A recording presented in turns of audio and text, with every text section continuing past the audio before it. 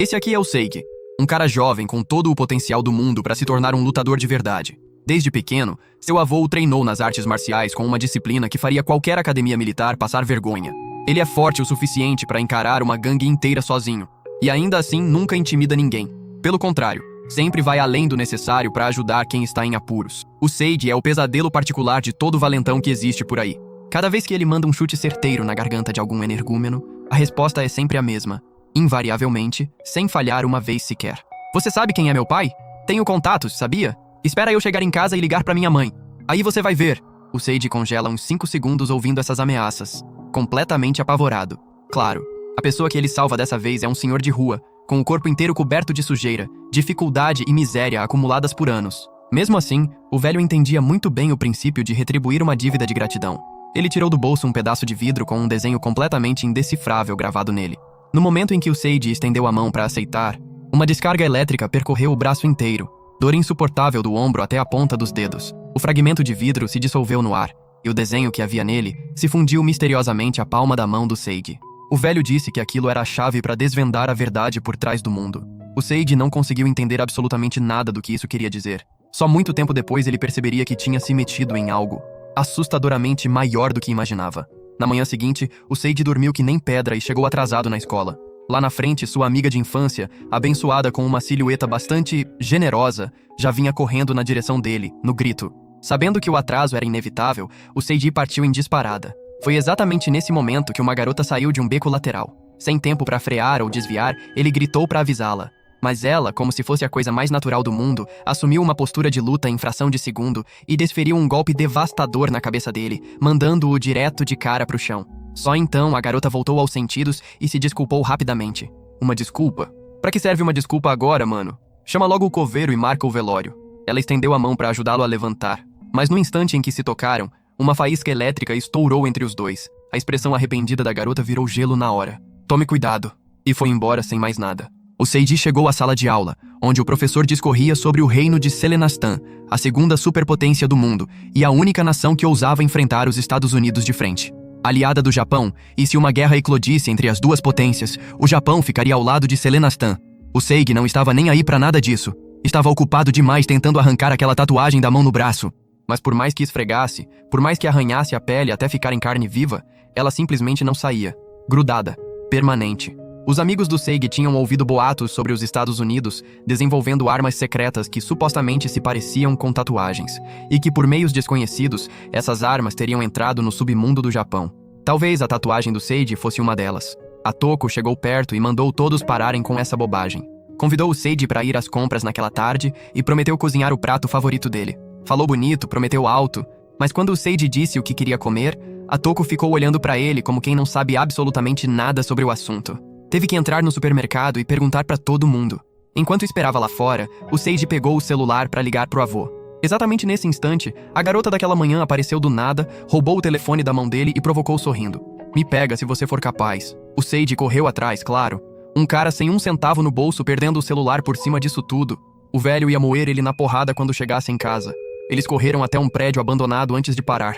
A garota perguntou onde ele tinha conseguido aquela tatuagem. Segundo ela, aquilo pertencia originalmente aos Estados Unidos, e ele não deveria tê-la. Enquanto o Seiji ainda estava tentando entender o que estava acontecendo, ela avançou, desferindo uma sequência interminável de chutes afiados como navalha, sem intenção de sondar ou testar.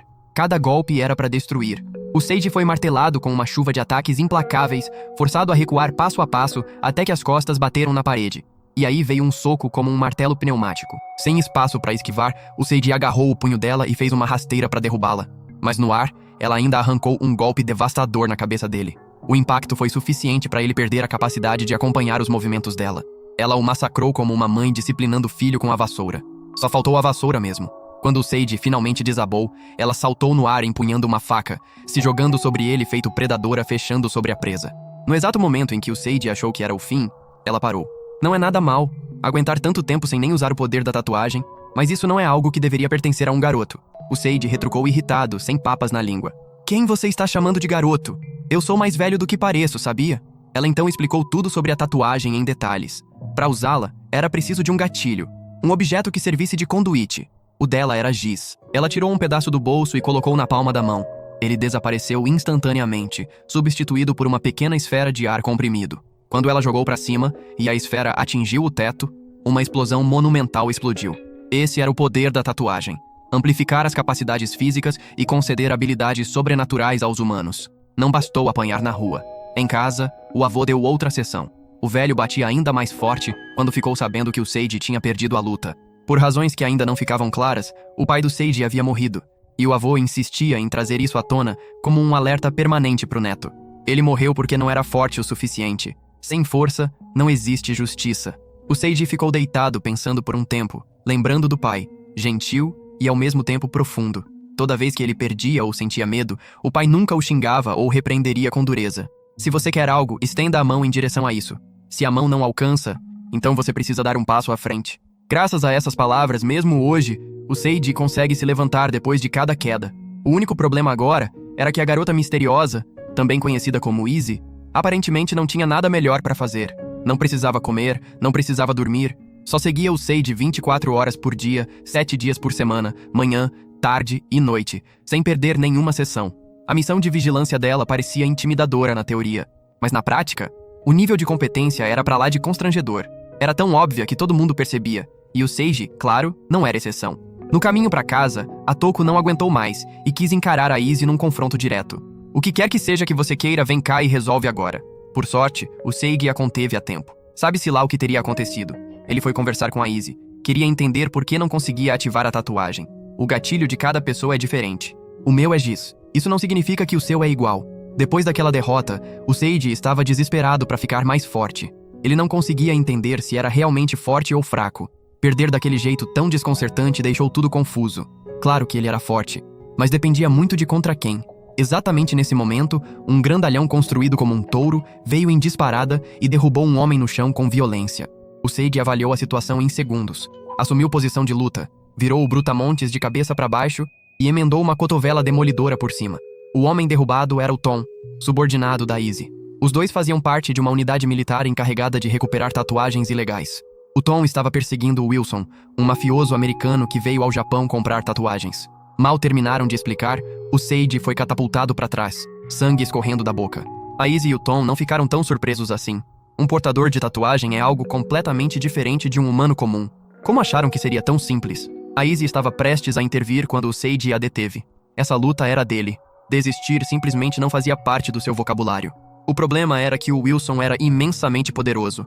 Diferente do Seiji, ele sabia como ativar a tatuagem dele. Os socos eram como um tanque de guerra, imparáveis e devastadores. Tudo que tocavam se despedaçava. O Seiji precisava ser extremamente cuidadoso. Um único acerto limpo seria suficiente para acabar com ele de vez. O Seiji percebeu que o Wilson era incrivelmente forte, mas com uma técnica de luta deplorável. Cada ataque abria brechas enormes. Sabendo disso, ele esperou o Wilson expor o queixo e acertou um direto certeiro nele. Wilson cuspiu sangue, mas nem abalou. Agarrou a cabeça do Seiji, jogou ele no chão e enterrou um soco demolidor no estômago. A dor era excruciante. Cada movimento do Wilson infligia dano catastrófico, e o Seiji estava perdendo muito sangue. Sentindo que a situação era crítica, a Izzy foi entrar quando, seguindo as palavras do pai, o Seiji estendeu a mão para frente e agarrou o soco que vinha em sua direção. A tatuagem na palma absorveu o sangue e se transformou numa esfera cinzenta. Ela engoliu o soco do Wilson inteiro, deixando todos os que assistiam boquiabertos. Quando olharam de novo, o Wilson estava no chão, devastado pela força destrutiva da esfera, com destino incerto. O Seiji também perdeu a consciência logo depois de mandar o oponente pro além. Ele acordou no próprio quarto. O Tom e a Izzy estavam vasculhando tudo de cima a baixo como se procurassem algo. Não encontraram uma única revista duvidosa em lugar nenhum. Parecia que a masculinidade do Seiji servia para uma única função biológica, e nada além disso. Uma decepção genuína para a humanidade. Depois das zoações, a Izzy foi direta ao ponto. Ele precisava entrar pro time dela sem discussão. Caso contrário, a própria tatuagem o mataria. A tatuagem do Seiji era capaz de gerar um buraco negro. Um vácuo que devorava absolutamente tudo dentro do seu alcance. Um poder instável que podia matar o próprio usuário. Sem treinamento adequado e sistemático, ele não conseguiria dominar isso sozinho. Por isso, entrar não era opcional. Ouvindo isso, o Seiji agarrou a Izzy pelo colarinho e gritou: "Isso é culpa sua por me arrastar pra isso. Se não fosse vocês, eu estaria em casa agora mesmo malhando meu braço com meu amiguinho lá embaixo." A Izzy jogou o Seiji no chão, pisou no pescoço dele e respondeu friamente: "Você foi quem quis poder. Agora não quer pagar o preço. Quer tudo de graça. A única coisa de graça que você vai ganhar é um soco bem dado. Com isso, ela e o Tom riram e deram tempo pro Sage pensar com calma. Se recusasse, no mínimo teriam que levar o braço com a tatuagem junto. Sem o braço, claro. Na manhã seguinte, o Sage foi pra escola normalmente, e a Izzy apareceu, como nova aluna transferida. O Sage mal teve tempo de sentir que algo estava errado antes de ela cumprimentá-lo com toda a caloridade do mundo. Na mesma hora, todos os alunos do sexo masculino da sala cravaram os olhos nele como se ele tivesse roubado a fortuna de cada família ali representada. A situação escalou ainda mais quando a Izzy insinuou que a relação entre os dois era algo além do comum. Assim sendo, o Sage foi imediatamente erguido a um lugar muito alto pelos colegas, com grande entusiasmo, e lançado sem cerimônia alguma dentro do lago da escola. Aos olhos deles, já ter a Toko por perto era viver um sonho, uma vida de realeza. E agora a Izzy também. A Toko, ao ver a Izzy rondando constantemente ao redor do Sage, ficou irritada e quis um esclarecimento direto. A Izzy nem ligou, só ficou olhando fixamente para os atributos físicos generosos da Toko e começou a amassar. O Sage tinha acabado de subir pela janela e presenciou a cena. Perdeu 1 litro de sangue pelo nariz instantaneamente. Um pouco depois, quando o professor entrou na sala, os alunos do sexo masculino estavam com uma cara de meio mortos, e a Izzy tinha um galo monumental na cabeça. Só naquela tarde a Izzy finalmente conseguiu um momento particular para falar com o Sage. O assunto não era nenhuma novidade. Ela precisava que ele entrasse pro time. A Izzy não escondeu o verdadeiro objetivo da organização. Queriam impedir uma guerra, não alimentá-la. O entendimento de Selena Stan sobre as tatuagens era equivalente, se não superior, ao dos Estados Unidos. Se uma guerra eclodisse, as consequências seriam inimaginavelmente piores do que qualquer projeção. Depois de ouvir tudo, o Sage concordou, mas com uma condição que eles precisariam aceitar sem contestação. Se ele descobrisse que a organização estava indo contra sua missão original, ele não simplesmente sairia, ele os puniria pessoalmente. E foi assim que o Sage entrou oficialmente para uma organização que ele não compreendia nem por metade. O que a Izzy tinha lhe contado era provavelmente só a ponta do iceberg. A verdade por trás de tudo aquilo, ele teria que descobrir por conta própria. Aos poucos, com calma. Na manhã seguinte, seguindo as instruções da Izzy, ele foi até o ponto de encontro. Antes de sair, verificou discretamente a casa da Toko. Nos últimos dias, ela parecia estar investigando a Izzy por conta própria em silêncio. Para manter a amiga de infância em segurança, o Sage precisava ser extra cauteloso. Mas o que ele não sabia era que, no segundo em que virou as costas, a Toko já tinha visto tudo. Por conta da aparição recente da Izzy, o Sage tinha evitado a Toko, o que só aumentou a curiosidade dela sobre quem era a Izzy e que tipo de relação existia entre os dois. A Izzy, ainda por cima, era um pouco criadora de confusão. Não escreveu o endereço direito, só desenhou um mapa vago e críptico. Quando o Sage chegou, ficou em dúvida se era mesmo o lugar certo. Tinha imaginado que o interior seria algum tipo de arsenal de última geração, armado até os dentes e capaz de liquidar qualquer um que cruzasse o caminho. Essa era só a imaginação. Quando o Tom abriu a porta e deu as boas-vindas ao Sage, a casa parecia completamente normal. Ou seja, era genuinamente apenas um lugar para morar. E, ironicamente, era exatamente isso que deixava o Sage desconfiado com aquela casa. O Sage vasculhou cada canto, mas não encontrou a Izzy em lugar algum. Ela ligou e disse para ele ficar uns minutos na companhia das baratas. Estava ocupada do lado de fora e não conseguia voltar. O Sage ficou um pouco irritado, mas não havia o que fazer. Continuou explorando a casa. Nesse momento, o Tom recebeu um telefonema com uma inteligência crítica. Um golpe de estado estava em andamento em Selena Stan. A princesa Aryabhata havia assassinado o rei e a rainha e tomado o trono pela força. Aquilo estava longe de ser uma boa notícia. A Aryabhata era conhecida como a vergonha da família real. Se ela assumisse o poder, só os céus saberiam se o mundo permaneceria em paz. O Tom mal tinha desligado quando bateram na porta. Ele pegou a maçaneta, mas antes de abrir, a porta explodiu. A ponta de uma sombrinha atingiu com tanta força que o Tom desabou no mesmo instante. O que ele simplesmente não conseguia acreditar era que a atacante fosse a Toko. Achou que um golpe não era suficiente, e deu mais um. O Sage tinha acabado de subir do porão e presenciou a cena inacreditável. Enquanto isso, a confusão encontrou a Izzy também. Ela tinha acabado de terminar seu trabalho e estava prestes a ligar para casa quando uma explosão de luz irrompeu, atravessando o vidro e a parede atrás dele. A Izzy desviou por um fio, mas parte da roupa foi rasgada. O atacante era um homem chamado Behemoth, membro da organização Brahman de portadores de tatuagem sob o comando da princesa Aryabhata. Ele veio buscar a tatuagem detonadora. Depois do último ataque, o físico miúdo e pouco desenvolvido da Izzy ficou exposto diante dele, e a atração era inegável. Mas ele não demonstrou nenhuma misericórdia, laçando o chicote em velocidade incompreensível. O chicote se movia rápido demais, deixando imagens fantasmas pelo ar, tecendo uma teia sem escape possível. E a Izzy ficou parada no meio de tudo aquilo completamente ilesa, o corpo se movendo com fluidez elegante, deslizando por cada brecha com graça.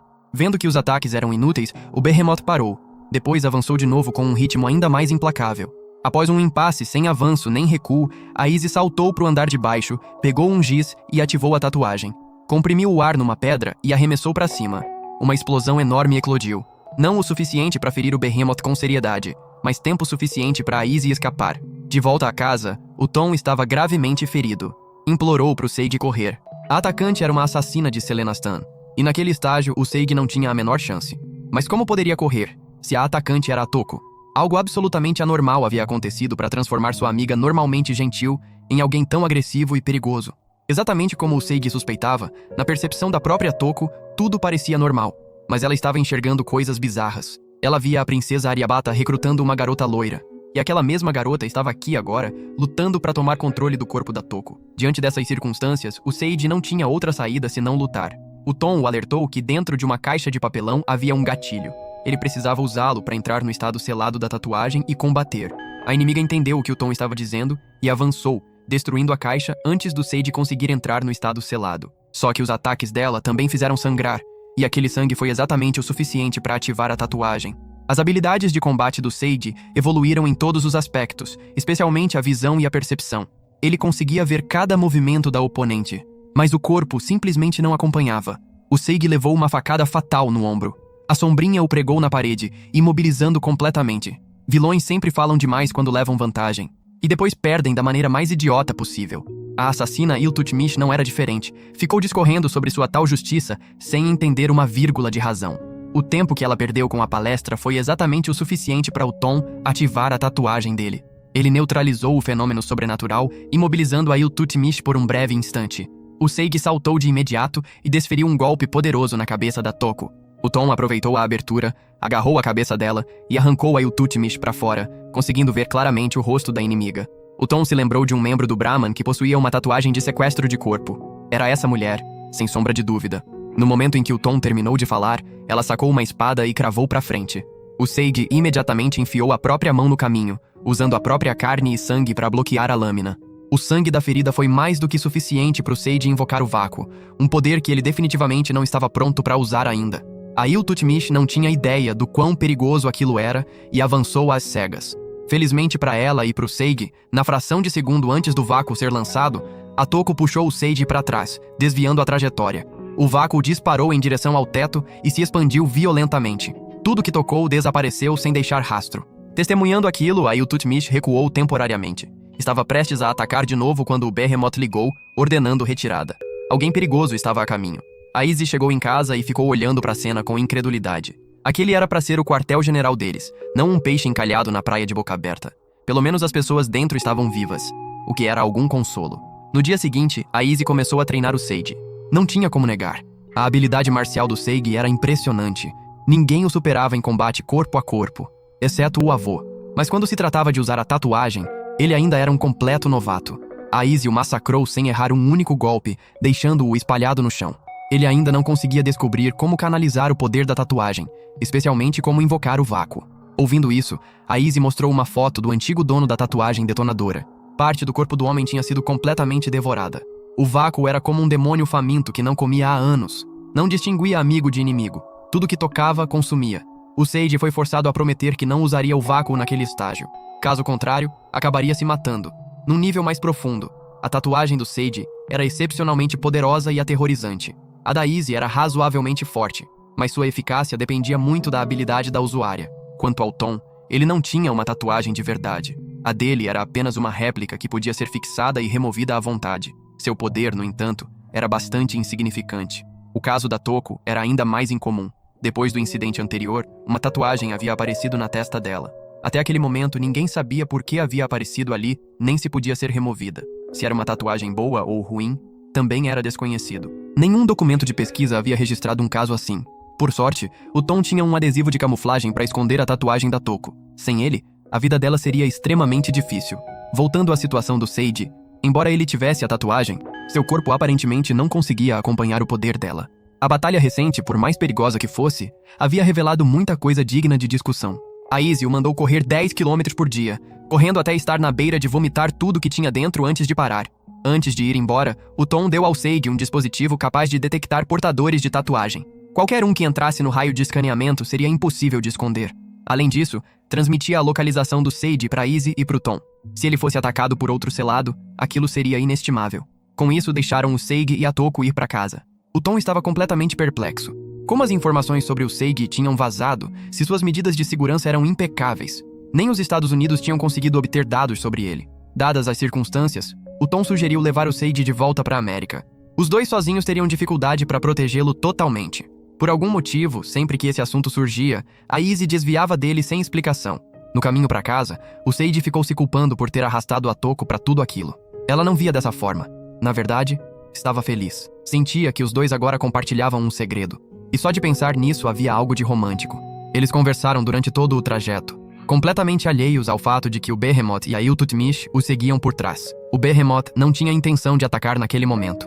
Queria deixar o Sage viver em paz por hora, já que parecia que nem os Estados Unidos sabiam sobre o novo dono da tatuagem detonadora. 2 semanas se passaram. O Sage agora pulava de telhado em telhado como um mestre de artes marciais saído direto das lendas chinesas. Estava perseguindo um criminoso especializado em roubar e vender tatuagens ilegais. Por mais que o ladrão corresse, a sombra do Sage grudava nele que nem um cobrador de dívidas, decidido a não perder de vista o devedor. Quando o homem percebeu que não escaparia, virou e contra-atacou com tudo. O Sage desviou sem esforço e enterrou um soco poderoso no estômago dele. A luta terminou assim, sem drama. A performance do Sage estava boa, mas o corpo ainda ficava tenso demais durante o combate. E isso era um pecado capital. Precisava relaxar para que os reflexos aguçassem, os golpes ficassem mais decisivos e o poder atingisse níveis inimagináveis. Mesmo assim, a Izzy não conseguiu evitar se impressionar com a velocidade com que o Sage se adaptou à tatuagem. Era como se uma fera selvagem que jamais poderia ser domada tivesse finalmente encontrado seu senhor. Ele a manejava com uma proficiência desconcertante depois de apenas 2 semanas. As coisas seguiram bem. Os 3 frequentavam a escola normalmente. Recentemente, as habilidades físicas da Toko tinham passado por uma transformação inacreditável. Ela era muito mais forte do que uma pessoa comum, e o corpo parecia leve como uma pena, sem mais aquele peso de antes. A Izzy estava se perguntando se a tatuagem da Toko havia despertado quando o Tom ligou com uma notícia urgente. Havia um sinal de socorro da unidade Flor Branca. Além da Izzy, havia um número considerável de militares americanos operando no Japão. Uma deles era a Lisa, amiga próxima da Izzy. Infelizmente, ela havia se tornado alvo da facção de Selenistan. De forma horrível e imprevisível, a Iltutmish apareceu dentro do quarto como um fantasma, massacrando os soldados um por um. Ela se movia em velocidade inconcebível, o corpo às vezes deixando imagens fantasmas que tornavam impossível rastreá-la. Por mais que o time de 4 pessoas da Lisa resistisse, foi massacrado com facilidade. Só a Lisa conseguiu oferecer alguma resistência.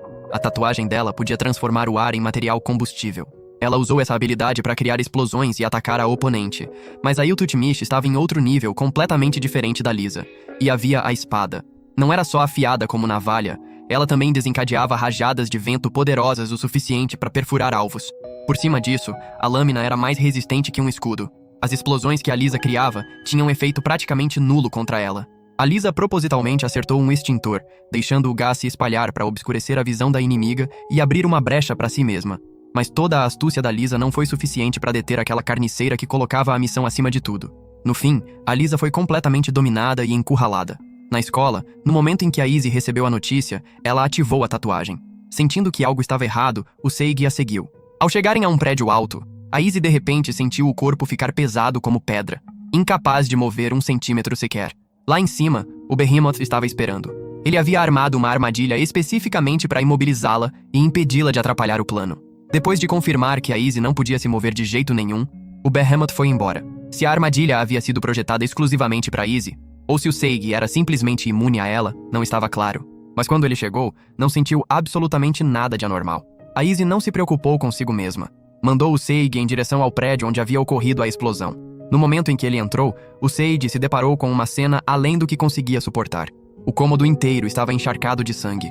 Para alguém que viveu em paz como o Sage, aquilo era pesado demais. Ele lutou contra a vontade de vomitar e avançou mais fundo para encontrar a Lisa. Seguindo os sons, o Sage chegou ao telhado. A Lisa havia sido completamente dominada. As roupas da Iltutmish estavam em frangalhos, mas ela não tinha um único arranhão. A cena horripilante despedaçou a compostura do Sage. Ele avançou, e foi lançado escada abaixo por uma rajada de vento da lâmina da Iltutmish. Por sorte, o Tom apareceu na hora certa e o pegou. O Sage queria voltar e lutar, mas o Tom o segurou. O Sage era um segredo que não podia ser exposto. O Tom não podia arriscar que a Lisa o visse. E assim, os dois não puderam fazer nada além de observar impotentes enquanto a Lisa era levada embora. O Tom não conseguia entender. Por que Selena Stan estava agindo de forma tão agressiva assim? Estariam tentando declarar uma guerra total? O Sage não tinha cabeça para pensar nisso agora. Escalou o muro de volta para a escola. E foi pego pela Toko. Ela desesperadamente queria saber onde os dois tinham ido. A memória daquela cena sangrenta e implacável voltou à mente e o Sage perdeu o controle, explodindo com a Toko. Demorou um tempo até ele perceber que não estava sendo ele mesmo. Como as coisas tinham chegado a esse ponto. A Toko ficou profundamente magoada depois da conversa. Ela se perguntou como alguém poderia realmente compreender outra pessoa. A amiga ao lado sugeriu usar seus atributos físicos generosos como arma, dizendo que nenhum homem resistiria a isso. No lado da Izzy, depois de um momento de turbulência emocional, ela recuperou a compostura e foi examinar a cena. Ver o chapéu e o uniforme da Lisa acendeu uma fúria incontrolável dentro dela. Ela imediatamente pediu reforços e usou todos os recursos disponíveis para rastrear os movimentos do inimigo. Quando tudo estava pronto, a última coisa que a Izzy fez antes de partir foi acorrentar o Sage. Nem ele nem a Toko entenderam o que estava acontecendo. Como podiam tratar assim um companheiro de equipe? O Tom explicou que em circunstâncias normais, o Sage absolutamente precisaria ser levado de volta aos Estados Unidos. A tatuagem detonadora, ou melhor, o Sage em si, era a chave para compreender todas as tatuagens existentes. Não podiam permitir que caísse nas mãos do inimigo. Ficar no Japão era o máximo que podiam oferecer. E esse era o preço. A Toko não ligava para nada disso. O que importava era estar ao lado dele. Não importava onde estivessem nem o que precisassem fazer. Um caso genuinamente desesperador de amor que nem uma reencarnação conseguiria curar. Ouvindo isso, o Sage não só discordou das algemas, como ficou completamente inflamado. O caminho que ele e a Toko percorreriam seria decidido por eles dois, e só. Ninguém mais tinha o direito de ditar isso. Com isso, o Sage usou a força bruta para arrancar o braço das algemas.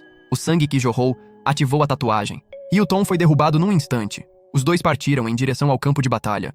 Quando a Izzy recebeu a notícia do Tom, soltou um suspiro longo. O que ela podia fazer se não terminar sua própria luta antes que aqueles dois pequenos selvagens chegassem até lá? No comboio de Selena Stan, estavam tentando transportar a Lisa para fora do Japão quando avistaram alguém no meio da estrada. Estavam prestes a xingar aquele suicida quando perceberam que era a Izzy. O motorista começou a ativar a tatuagem pronto para a batalha. A Izzy fez o mesmo. Mesmo que você caia de joelhos agora e implore por misericórdia, se oferecendo numa bandeja de prata, ainda assim não vou deixar passar. Vou destruir cada um de vocês, aqui e agora. Enquanto os dois lados se encaravam, uma espada saiu voando do compartimento de carga e disparou para o ar. Era como o sinal de largada para uma batalha de vida ou morte. O Behemoth girou o chicote da morte com força devastadora. Onde quer que ele acertasse, vidas eram ceifadas. Corpos humanos eram como folhas de papel frágeis, rasgadas sem resistência. A Iltutmish não era menos aterrorizante. Com a lâmina na mão, onde quer que passasse, a carnificina a seguia. Nenhum soldado sobrevivia a uma única investida da espada. Ela era a ceifeira do campo de batalha, colhendo implacavelmente as almas dos vivos. Ao redor do campo de batalha, inúmeras unidades de infantaria táticas dispostas em múltiplas fileiras e camadas concentraram todo o poder de fogo no inimigo. E foi completamente inútil. Como esperado, o abismo entre humanos comuns e super-humanos era algo que armas de fogo simplesmente não conseguiam cruzar. Se havia alguma boa notícia no campo de batalha, era a Izzy. Com suas habilidades de combate corpo a corpo e o uso magistral de armas de fogo, ela conseguiu acertar o Behemoth com alguns tiros bem posicionados. Não o suficiente para derrubá-lo, mas o fato de que ele estremeceu e sentiu dor já era um bom sinal. Quanto a Iltutmish, ela era como um fantasma no campo de batalha. O corpo todo cintilando, aparecendo e desaparecendo. Mesmo o Tom, operando da casa com suporte de equipamento de alta tecnologia, não conseguia acompanhar. Ele estava sem ideia de como comandar os soldados no ritmo do inimigo quando a figura do Sage apareceu ao lado dele. O menino tinha acabado de levar um corte brutal da Iltutmish. Velhos inimigos se encontrando de frente. Aquilo era mais do que um embate de lados. Era um embate de ideais. A Iltutmish girou a lâmina sobre o Sage como uma guilhotina em sequência rápida. Dessa vez, o Sage não estava mais na defensiva. Reuniu energia do vácuo na mão e despedaçou a lâmina da Iltutmish num único golpe. Exatamente quando a situação começava a parecer favorável, a Iltutmish usou a velocidade imprevisível dela para acertar um chute certeiro bem na cara do Sage. Na crise do momento, a Toko jogou o dispositivo de comunicação para o Sage. De dentro veio a voz do Tom, guiando-o sobre como derrotar a Iltutmish. O poder dela era baseado na indeterminação. Através dessa indeterminação, ela podia atravessar qualquer objeto físico e aparecer subitamente para atacar antes que o oponente pudesse reagir. Ouvindo isso, o Sage fez o que todo protagonista faz. Fechou os olhos e tentou perceber o movimento fundamental da matéria. Se fosse outra série, talvez tivesse funcionado, mas o autor não estava tendo isso. O Seigi levou um corte e sangrou profusamente, a dor se infiltrando por todo o corpo até ele desabar. Exatamente quando a Iltutmish ia finalizar, a Toko avançou furiosa. A tatuagem na testa dela ativou, alimentada pelo desejo feroz de proteger o Seiji. Graças a ela, o Seiji sobreviveu por mais um momento, mas ela não aguentaria por muito tempo. Com um único chute, a Iltutmish mandou a Toko voando, colocando a vida dela em perigo. Nesse momento crítico, o Seiji ouviu um sussurro vindo das profundezas. Por que você não apaga ela com esse poder? O fabricador do vazio não nasceu apenas para apagar a criação e o mundo além. Mesmo com a provocação do vácuo, o Seiji não perdeu a razão. Em vez disso, gritou de volta mandando calar a boca. Bateu a mão no chão e invocou o vácuo. Bem onde a Iltutmish e a Toko estavam, o chão cedeu de repente. O Seigi disparou para frente e despedaçou a lâmina da Iltutmish com o punho, depois desferiu um golpe ensurdecedor que a mandou para o chão. O Seigi pegou a Toko com segurança e aterrissou no chão. A Iltutmish, completamente sem forças, desabou e aceitou o destino. Exatamente quando o Seiji ia finalizar, um gato lobo-zarolho saltou para fora e o deteve. Olhando para aquela cara ridícula, o Seiji não conseguiu desferir o golpe. E esse acabou sendo o movimento certo, porque atrás dele a Aryabhata havia chegado. O Seiji tinha perdido sangue demais e estava na beira do desmaio de exaustão. Mas a Aryabhata não aproveitou para matá-lo. Em vez disso, o abraçou e plantou um beijo. Seja lá o que havia naquele beijo, ele de alguma forma varreu toda a fadiga do Seiji. Ela o alertou para ter mais cuidado ao usar o vácuo. Caso contrário, tanto a Toko quanto a Iltutmish teriam morrido. No lado da Izzy, depois de brincar com o Behemoth tempo suficiente para se entediar, ela começou a aplicar a técnica de compressão de ar nas balas. Cada disparo era ao mesmo tempo cegantemente rápido e devastadoramente poderoso, deixando até um oponente durão como o Behemoth completamente sem resposta. Depois de absorver mais de uma dúzia de rodadas de ar comprimido, o corpo combalido dele desabou. Mas exatamente naquele momento, a Izzy sentiu a mesma sensação que havia experimentado no prédio alto. O Behemoth havia aplicado o mesmo truque de novo. Ele sorriu enquanto pegava uma arma, pronto para finalizar quando um chute se enterrou fundo na barriga dele e o mandou voando para trás. Era a Lisa. Os soldados por perto aproveitaram a chance e esvaziaram os carregadores nele. Mesmo sem matar, pelo menos doeu. Depois de se reagrupar, a Izzy e a Lisa combinaram os chutes e pisaram nele juntas. Pobre Behemoth. De todas as pessoas que poderia provocar, teve que ser justamente as que guardavam rancor com prazer. Exatamente quando estavam prestes a matá-lo, a Aryabhata e a Iltutmish apareceram. Era o suficiente por agora. A Lisa começou a protestar, mas uma pressão esmagadora desceu sobre elas. Atrás da Aryabhata pairava a sombra do espírito do vazio, vastamente mais poderoso do que o do Seiji. Diante de um poder absoluto assim, todos os argumentos devem ceder. Só podiam observar impotentes enquanto a Aryabhata levava os seus e partia. O Seiji achava que nunca mais veria aquela mulher perigosa. Mas na manhã seguinte, seja por coincidência ou por design, a Aryabhata apareceu passeando pela cidade com a Iltutmish e esbarrou direto no Seiji e na Toko. Antes que o Seiji pudesse dizer uma palavra, a Toko o empurrou para trás. Como guarda-costas autoproclamada do Seiji, ela queria resolver as coisas com a princesa do reino de uma vez por todas. Resolver as coisas não significava uma batalha de vida ou morte. Era uma partida de ping-pong. O formato parecia inofensivo, mas a forma como jogaram estava longe disso. A Toko deu tudo de si para não perder para Aryabhata. Mas como dizem, tentar com força demais só leva a morrer com força demais. Ninguém tem sucesso assim. E a Toko foi nocauteada. A punição da perdedora era ter os atributos físicos amassados até desmaiar por completo. O Seigi assistiu a tudo e não conseguiu dizer absolutamente nada. Ele perguntou a Aryabhata o que as tatuagens realmente eram e como desbloquear o poder completo delas. Ela devolveu a pergunta para ele. Por que ele queria usá-la? Qual era o propósito? Obviamente, para impedir vocês de destruírem o mundo. Ah, é? Bem, se tudo correr conforme meu plano, o mundo estará em paz. Não haverá mais guerra. A resposta deixou o Seiji em silêncio profundo. A conversa terminou ali. O Seigi foi para casa e se encontrou com a Izzy e o Tom. Eles revelaram também que os Estados Unidos queriam usar a tecnologia das tatuagens para dominar o mundo, se tornar o senhor supremo de todas as nações. Era muito mais seguro do que armas nucleares. Mas o plano parecia não ir a lugar algum. O reino, por outro lado, estava avançando muito mais nesse mesmo caminho. O Seiji foi direto. Ele não contribuiria com nenhuma grama de esforço para a ambição americana de jogar de Deus. Estava aqui só para impedir que uma guerra eclodisse. A partir desse ponto, uma vida tranquila para o Seiji passou a ser um luxo extremo. Depois de apenas alguns dias calmos, o Seiji foi sequestrado por uma figura misteriosa. A Izzy ficou desesperadamente preocupada, saltando de telhado em telhado para rastrear a localização dele. Exatamente então, o telefone tocou. A Izzy atendeu e congelou no instante em que reconheceu a voz do outro lado. Ela o chamou de Bluesy. Era ele quem havia levado o Seiji. Ligou para avisá-la que estava emprestando o garoto por um tempo e o devolveria inteiro até de manhã. Na palavra dele, a Izzy parou de perseguir. Quando o Sage acordou, se encontrou num estabelecimento isolado do mundo exterior. Segundo o Bluesy, aquele era o centro de pesquisa de tatuagens do reino. Aquele lugar maldito havia sequestrado inúmeras pessoas e as tratava como ratos de esgoto para experimentos. Como o Bluesy sabia tanto? Porque já havia sido membro do Brahman, o esquadrão de elite de portadores de tatuagem. Mais tarde, quando percebeu que o reino estava trilhando um caminho cada vez mais imoral, o Bluesy escolheu traí-los e agir de forma independente, segundo seu próprio senso de justiça. Havia muito tempo queria destruir aquele lugar miserável. Se aquela instalação de pesquisa antiética ainda existiria depois daquela noite, dependia do Sage. Ouvir aquilo acendeu o fogo no sangue do Sage. Ele socou direto pela parede e avançou para dentro. No meio do caminho, o Bluesy de repente chutou o Sage na cara. Antes que pudesse xingá-lo, uma bala passou zumbindo. 2 soldados apareceram e foram derrubados instantaneamente pelo Bluesy. Primeira lição: aprenda a sentir a presença do inimigo. Caso contrário, você já estará morto antes de perceber. O Sage ficou genuinamente impressionado. Aquele homem nem havia entrado no estado selado, e já era poderoso assim. O Sage perguntou ao Bluesy sobre o poder dele e sobre a Aryabhata. Quantas pessoas como eles existiam no mundo? 4 no total. As tatuagens detonadoras eram como relíquias antigas espalhadas pelo mundo. Eram 4. O reino possuía 2. Os Estados Unidos tinham 1. Era exatamente por isso que a América estava perdendo a corrida das tatuagens e ficando cada vez mais desesperada. Além disso, a viagem da Aryabhata ao Japão desta vez também tinha conexão com a 4ª tatuagem detonadora. No momento em que o Bluesy terminou de falar, um riso ecoou de uma sala vazia. De cima veio uma gargalhada que soava como o cacarejar de um predador veterano. Era o Wiseman, um homem cujos delírios de grandeza eram mais intensos do que as alucinações de um viciado experiente em plena crise. Ele se proclamava um gênio científico de uma geração, diante de quem todos os outros nomes eram insignificantes. Mas pro Bluesy, ele não passava de um cientista de 2ª categoria com uma condição crônica sem tratamento.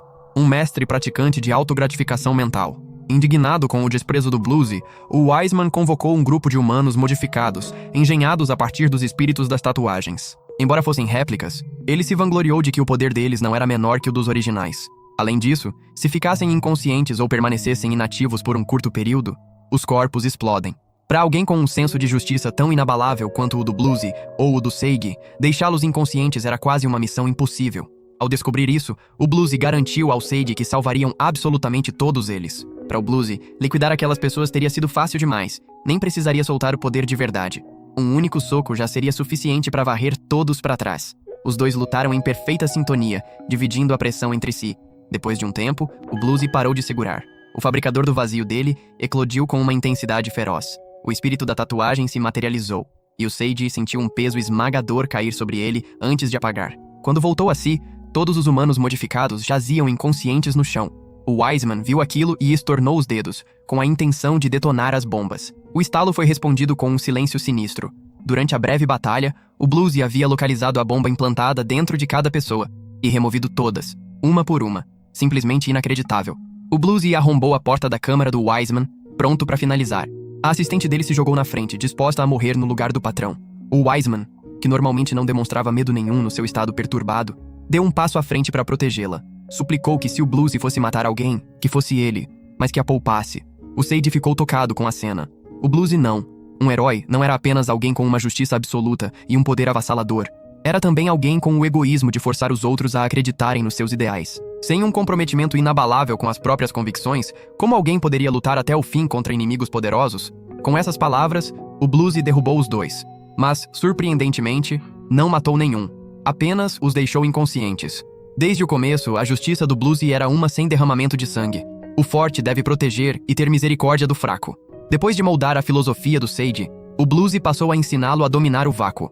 O Sage não podia continuar criando buracos negros gigantescos sem controle. Contra inimigos habilidosos no combate corpo a corpo, aquilo seria inútil. Pior ainda, ele acabaria liquidando 800 inimigos, mas se destruindo 1000 vezes no processo. O Bluesy arrancou um único fio de cabelo e mostrou para o Sage. Nele havia inúmeros furos minúsculos e perfeitamente uniformes. Se o Sage conseguisse atingir pelo menos esse nível de precisão, tirar a vida de alguém, ou poupá-la, se tornaria algo sem esforço. Naturalmente, o Bluesy ensinaria tudo o que pudesse ao Sage, sem guardar nada para si.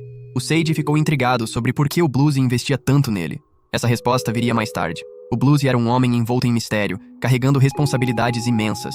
Antes de se juntar ao reino, havia sido um coronel das Forças Armadas dos Estados Unidos, a mesma pessoa que havia treinado a Izzy e a transformado na guerreira que ela era hoje. Ela se recusava a acreditar que o Bluesy havia realmente traído o país. Algo deve tê-lo forçado a trilhar esse caminho. O Bluesy nunca explicou seus motivos. Talvez confiasse que a Izzy o compreenderia por conta própria. Ele disse a ela que as ruínas que continham as tatuagens não eram mais simplesmente lugares onde humanos obtinham poderes. Elas se tornariam o pincel que repintaria a tela do mundo. A Aryabhata já estava na 4ª ruína. Não havia como alcançá-la agora. O Bluesy precisava se preparar com antecedência para a revolução que estava por vir. Antes de partir, disse a Izzy que cuidasse bem do Sage. O caminho de crescimento do garoto ainda era longo. Ela não podia deixá-lo se desviar dele. O Sage não os decepcionou. Treinou sem trégua, sem dar moleza nem em casa, se exaurindo ao ponto de desabar no chão. A Toko viu aquilo como uma oportunidade de fazer seu movimento e selar o acordo de uma vez por todas. De forma que, mesmo que o Sage quisesse correr depois, não conseguisse. Por sorte, ele acordou bem a tempo. Caso contrário, a vida de solteiro teria acabado definitivamente. Algum tempo depois, o exército americano lançou uma operação para emboscar a princesa do reino enquanto ela conquistava uma ruína. Uma operação dessa escala naturalmente não poderia avançar sem o Sage. Só a presença dele já exercia uma pressão considerável sobre o inimigo. Liderando a equipe estava o Coronel Sanders. Embora sua patente tivesse tecnicamente chegado à de general de brigada, ele ainda preferia que todos o chamassem de coronel. Em outro ponto, o Bluesy estava ocupado com seu próprio trabalho. Quando teve notícia de que aquela batalha estava prestes a eclodir, quis interrompê-la, mas simplesmente não conseguia.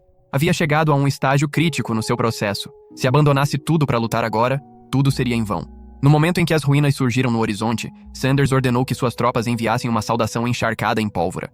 As armas de fogo, nesse caso, não eram destinadas a ser o fator decisivo para derrubar o alvo. Ele só queria mandar seus cumprimentos. Os guerreiros selados desceram um a um. De dentro das ruínas, emergiu um grupo composto inteiramente por mulheres. À frente delas estava a Cal, vice-capitã do esquadrão Brahman. Johnson, o capitão das forças americanas, foi o primeiro a se aproximar do inimigo. Estava transbordando de empolgação, até que seu corpo inteiro desabou de joelhos diante da Cal. Para espanto de todos, a cabeça de Johnson caiu no chão, e ninguém conseguia entender como. A Cal visivelmente parecia não ter se movido nenhum centímetro. A batalha começou oficialmente a partir daquele momento. As criadas que acompanhavam a Cal não eram operativas seladas oficiais. E ainda assim, a força, a velocidade e os reflexos delas estavam no mesmo nível de qualquer selado. A própria Izzy não conseguia acreditar que a oponente à sua frente não possuía uma tatuagem independente. Na frente da Cal, ela estava sendo enfrentada pelo Major Wang, um atirador excepcional. Cada bala que ele disparava não avançava imediatamente. Em vez disso, ficava suspensa no ar, para então todas dispararem juntas numa única rajada simultânea. Uma bala de cada vez podia ser desviada, mas uma saraivada simultânea daquelas, impossível escapar. Era exatamente isso que dava ao Wang sua confiança. E mesmo assim, a Cal ficou perfeitamente parada. Ela não cortou as balas ao meio. Ela as defletiu de volta, pegando o Wang de surpresa e acertando-o. Ele esvaziou outro carregador completo nela. E a Cal não arredou 1 milímetro. Com apenas um olhar, ela o pregou contra uma árvore. O tronco cedeu sob a pressão brutal e rachou ao meio. O Wang foi mandado pelo autor para a parte de trás da história, para recolher a marmita.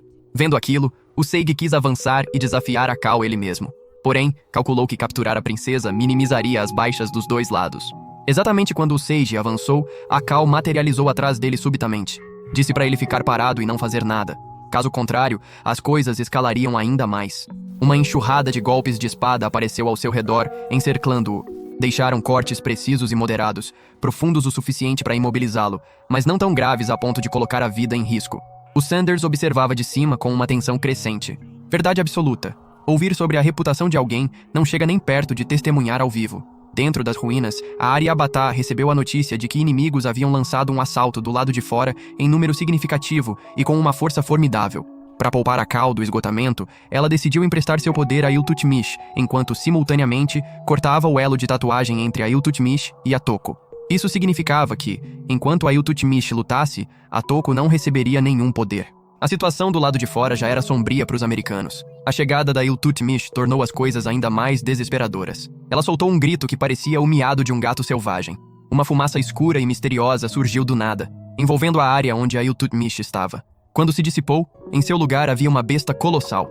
Ela se lançou ao céu e começou a destruir aeronaves uma por uma. O ponto onde os Sanders e a Toko estavam não era nem um pouco seguro. Ele içou a Toko no ombro e saltou para baixo.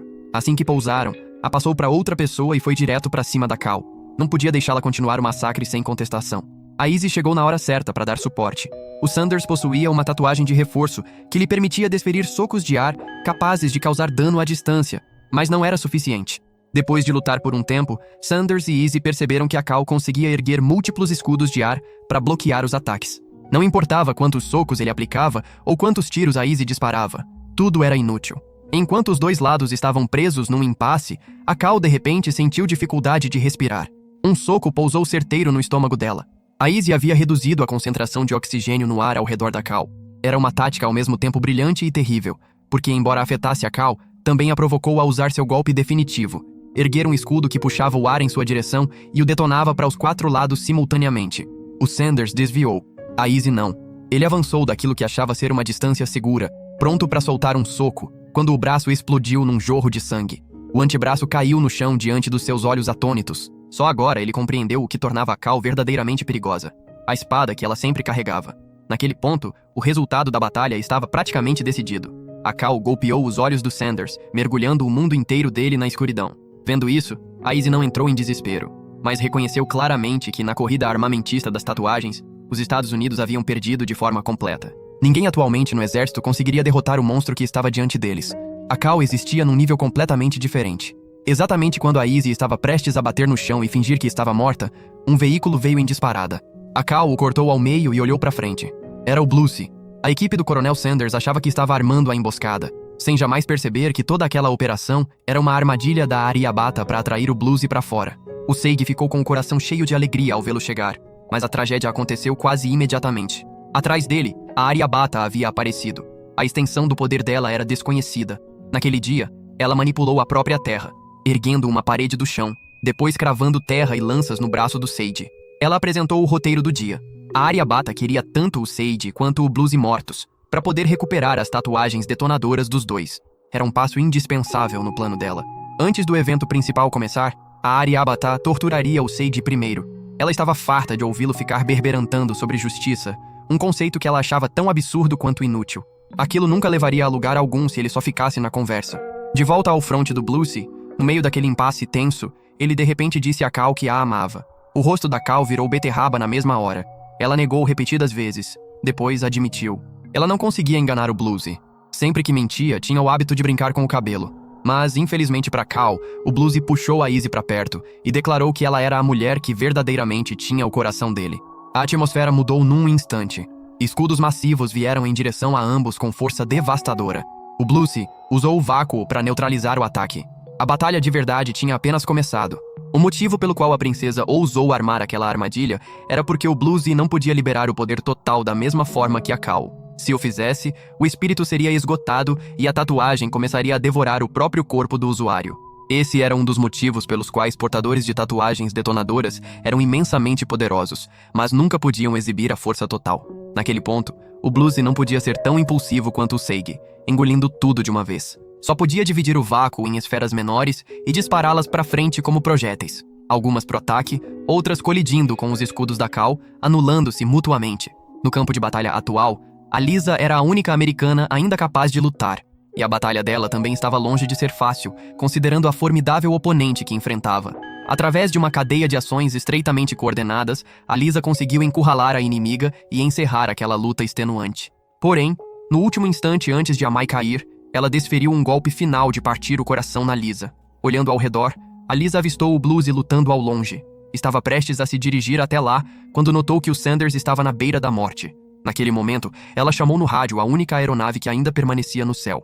A prioridade agora não era lutar nem recuperar os caídos. Era salvar quem ainda estava vivo. Venha imediatamente. Mal terminou de falar, ela ordenou abortar rapidamente, porque bem na sua frente estava a besta colossal. Ela e o Leonardo não tiveram outra escolha senão enfrentá-la. Se não o fizessem, ela mataria todos os outros no solo. A besta não tinha apenas garras poderosas e um corpo ágil.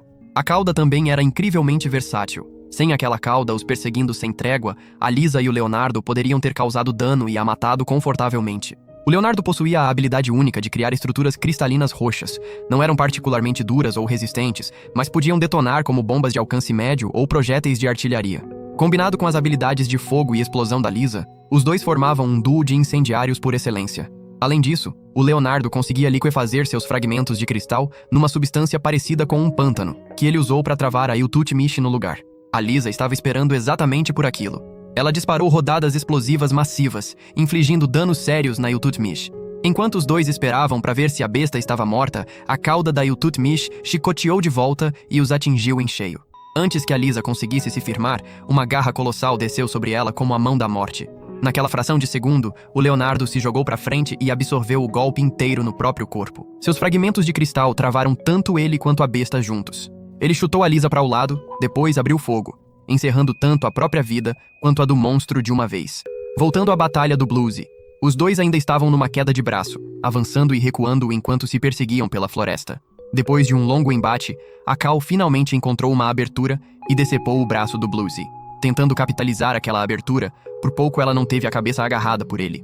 O braço decepado não era lá um grande problema, ele simplesmente o recolocou no lugar e funcionou normalmente. Vendo isso, a Cal lançou múltiplos escudos em disparada. O Bluesy os despedaçou e jogou uma granada de luz, depois fechou a distância subitamente em cima da Cal. Ela girou a espada para atacar e manter a distância, mas o Bluesy quebrou a lâmina ao meio, reuniu mais uma onda de força de impacto e catapultou a Cal para trás. Alguém poderia pensar que a vantagem agora era do Bluesy, mas não era. Ela se conectou com a tatuagem, tomando emprestado o poder dela para criar um escudo e arremessá-lo para frente com força esmagadora. O golpe foi tão rápido que até o Bluesy não conseguiu reagir a tempo. Do lado de fora, a tentativa da Izzy de resgatar o Seigi fracassou. A Aryabhata havia apreendido e a suspendido no ar, do mesmo jeito que fez com o Seigi. Naquele mesmo instante, o Bluesy foi catapultado para fora da floresta. A Cal veio logo atrás, os olhos em brasa, a espada irradiando um brilho azul imponente. Era essa a fonte da confiança absoluta da Cal em si mesma. O Bluesy também não subestimou a oponente. Sabia que a Cal era apenas a vice-capitã. E ainda assim, a integrante mais poderosa do Brahman só podia ser ela. Ele murmurou baixinho, tentando persuadir a tatuagem a lhe emprestar o poder. Somente com a força absoluta da tatuagem, ele teria alguma chance contra a Cal. Mas o espírito dentro da tatuagem não deu resposta. A Cal, por sua vez, era como uma fera faminta que finalmente tinha os dentes cravados na presa e se recusava a soltar. Os ataques dela ficaram cada vez mais ferozes e implacáveis. Escudos eram fatiados em fragmentos que voavam em direção ao Bluesy sem aviso, sem dar tempo de reagir. Ele desabou e vomitou uma quantidade brutal de sangue. A Izzy estava fora de si assistindo a cena. Ela gritou para o Seiji usar o poder dele. Porque estava apenas parado. O Seigi havia estado tentando ativar a tatuagem desde o começo, mas a energia da Aryabhata a suprimia. Foi somente naquele exato momento que o Seiji finalmente se conectou com o espírito. Ele disparou para frente, o vácuo engolindo o ataque devastador do inimigo inteiro. O Bluesy aproveitou aquela abertura e agarrou a Cal. Naquele breve instante de contato, ele a matou. Mas o preço que o Bluesy pagou por aquela batalha foi enorme. De dentro do corpo dele, estacas pontiagudas e afiadas começaram a brotar para fora. Era o sinal de que o espírito do Bluesy havia sido esgotado. O espírito dentro da tatuagem havia começado a devorar o próprio portador. Naquele momento, o Bluesy gritou: "Me absorva agora!" Ouvindo aquilo, o Seiji gritou de volta: "Não seja louco, não lutamos para você ser deixado para trás." O Bluesy não ligou para o que o Seiji disse. Falou diretamente ao espírito do Seiji: "Faça isso! Eu sei que você está me ouvindo." A Aryabhata havia chegado pro Bluesy, e o Seiji queria se interpor e impedi-la. Mas o Sanders deu a ordem de lançar mísseis, forçando-a a interceptá-los. O espírito do Seiji, ignorando os apelos do próprio dono, se lançou para frente e devorou o Bluesy. O Seiji e a Izzy ficaram paralisados, encarando a cena com um olhar vazio e distante. Depois de tudo aquilo, a Aryabhata não demonstrou raiva. Em vez disso, disse ao Seiji que lhe mostraria como eram o verdadeiro desespero e o verdadeiro ódio. No momento em que suas palavras terminaram, a Toko emergiu da floresta. Vendo que o Seiji estava bem, ela correu feliz em direção a ele, sem perceber que a Iltutmish estava logo atrás. Num único movimento, a Iltutmish engoliu a Toko inteira e se transformou em forma humana. Mais uma vez, o Seigi testemunhou uma cena que partia o coração. Ele não gritou, não se moveu, mas todo mundo entendeu que ele havia chegado ao nível mais profundo da agonia humana. Por fora, nenhuma reação. Por dentro, a alma e o coração se despedaçando em silêncio. Mesmo depois de voltar do campo de batalha, o Seigi permaneceu naquele estado. O Wiseman, o homem que havia introduzido o Seigi ao mundo das tatuagens, apareceu. Desesperadamente queria se desculpar, mas já era tarde demais. O futuro inteiro da humanidade agora repousava sobre os ombros do Seigi. Ao mesmo tempo, a Izzy se aproximou com a intenção de deter o Wiseman. O Seigi notou que uma das mangas da Izzy balançava vazia no vento, consequência da batalha. O Wiseman olhou para ela. "Você não pode fazer isso. Eu era o operativo de suporte do Bluesy no Japão. Agora que ele se foi, preciso continuar o trabalho dele. O ideal do Bluesy era apagar todas as tatuagens do mundo." Ao absorver o Bluesy, o Seiji também herdou um fragmento da alma dele. A partir daquele ponto, ele passou a conseguir revisitar as memórias e as experiências passadas do Bluesy. Anos atrás, o Bluesy havia deixado os Estados Unidos e desertado para o reino. Na época, era um homem comum, sem tatuagem alguma. E mesmo assim, suas habilidades de combate eram extraordinariamente refinadas. Ele havia travado uma batalha feroz contra a Cal naquele tempo. Embora tenha perdido, demonstrou um potencial aterrorizante. Além disso, o corpo do Bluesy era compatível com a tatuagem detonadora. Os Estados Unidos não possuíam equipamento capaz de testar essa compatibilidade. Apenas o reino detinha aquela tecnologia naquela época. A partir daquele momento, o Bluesy se tornou um portador de tatuagem detonadora e compreendeu que a América já havia perdido a corrida das tatuagens de vez. No começo, o Bluesy ficou perambulando por aí, explorando tudo. Numa ocasião, entrou acidentalmente no quarto da Cal enquanto ela se trocava. Um único olhar dele foi suficiente para ela cair completamente. Um homem de verdade conquista as mulheres de outra forma, afinal. A Cal disse ao Bluesy que ele poderia ir aonde quisesse. Poderia até ficar espreitando fora do banheiro feminino e ninguém diria nada. A única área que deveria evitar era o domínio da Samara. Havia uma chance de que o primeiro encontro dos dois também fosse o último. O Bluesy não era apenas audacioso no pensamento, era imprudente na ação também. Não temia ninguém. Gradualmente, foi se aproximando da área que se dizia ser o centro de pesquisa de tatuagens da princesa, curioso sobre que tipo de sistema de segurança havia por ali. Parecia bastante relaxado. Lá embaixo, um jovem apareceu. Era o Varma, o assistente sempre presente do rei. O Varma havia sido enviado para fazer reconhecimento. Enquanto tentava esclarecer as intenções do intruso, a Samara chegou.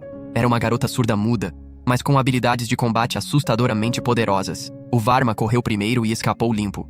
O Bluesy, depois de uma breve escaramuça, foi lançado ao céu. Quando pousou, múltiplas partes do corpo tinham ferimentos graves. Mas graças ao poder da tatuagem detonadora, cada ferida cicatrizou rapidamente, como se jamais tivesse sido espancado. Depois de confirmar que o Bluesy estava perfeitamente bem, o Varma o convidou para encontrar o rei. Tudo o que o rei queria saber era o que a filha estava planejando. Superficialmente, nada no rei parecia incomum. Mas com seus olhos afiados e observadores, o Bluesy percebeu que a princesa Aryabhata não era filha biológica do rei. Exposto por essa revelação, o rei furioso jogou o Bluesy para fora. Algum tempo depois, a primeira missão chegou.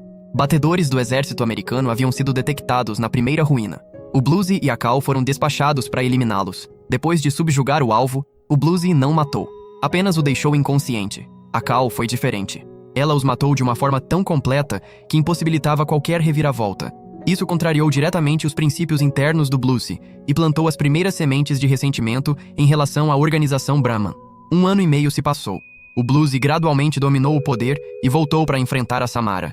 A luta foi breve, mas cada colisão era como 2 tanques de guerra atirando um no outro, cada explosão ecoando por um raio enorme.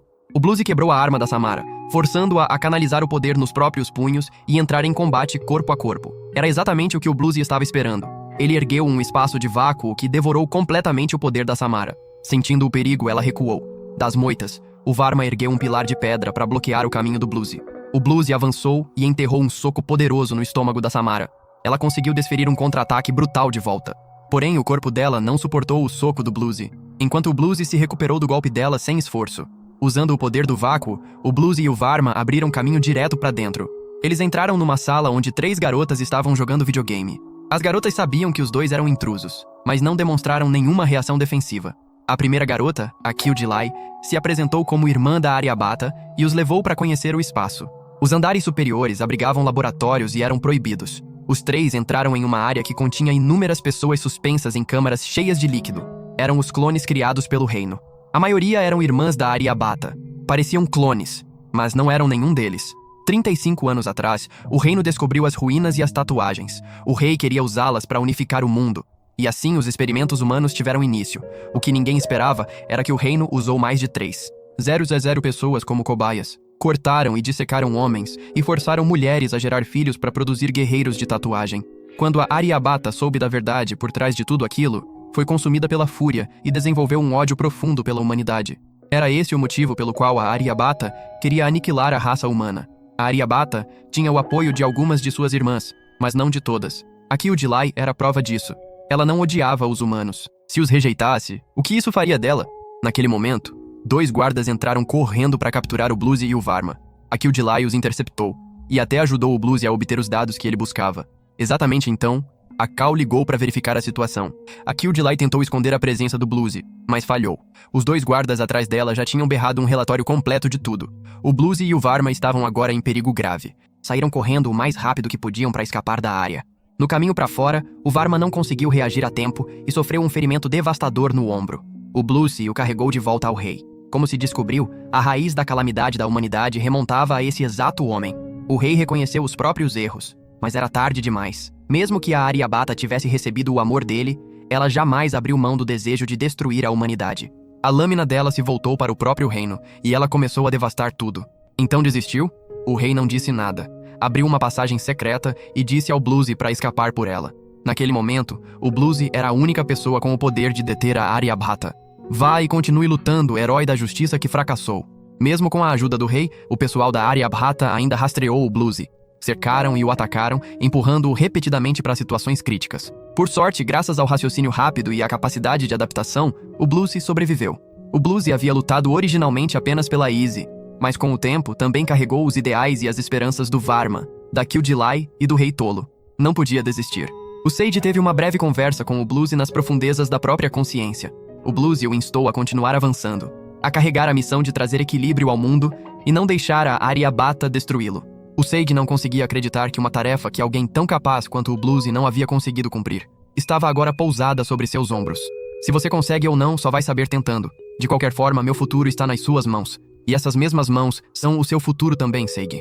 A partir daquele dia, o Sage herdou a vontade do Bluesy. E por hoje é isso. Se curte recaps de anime como este, comente qualquer coisa aí nos comentários. Eu sempre leio todos. Confere também esse outro vídeo aí, você vai adorar. Obrigado por assistir e até o próximo vídeo.